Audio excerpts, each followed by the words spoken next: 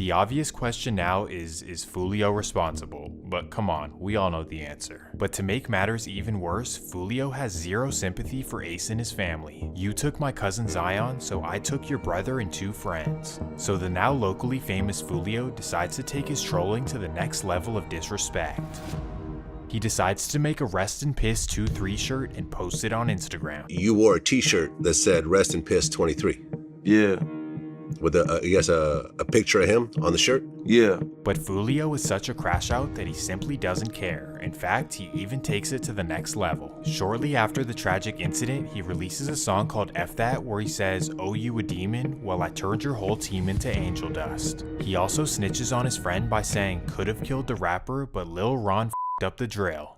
Foolio obviously doesn't care about consequences, and he's basically owning up to the incident. And the craziest part is that in the song, he gives up his mom's address, basically saying, "Come do something, I bet you won't. I bet you won't. I bet you won't."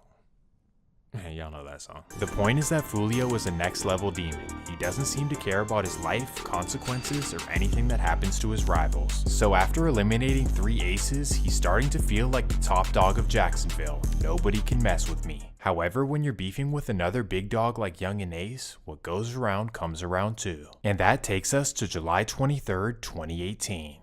It's a hot Friday afternoon in Jacksonville, and Foolio and his boys are outside hosting a block party. Over 500 people are there with music, food, games, and overall good vibes. Given the large advertisement and size of the party, Foolio and KTA are not worried about rivals. This is our city, we're up on the score, and we ain't worried. Well, on the other hand, ATK are not thrilled when they see the flyer, and they see this as an opportunity to slide. Regardless, as the day turns into the night, the block party goes by with no incidents. Then the night comes around, the kids go inside, and it's just Foolio, his homies, and some girls outside. They drinking, twerking, and having the time of their lives. But little do they know, the aces are on their way to disturb the peace. At 9:50, a car full of aces approaches the party. They drive around a couple times looking for Foolio, but he's nowhere to be found.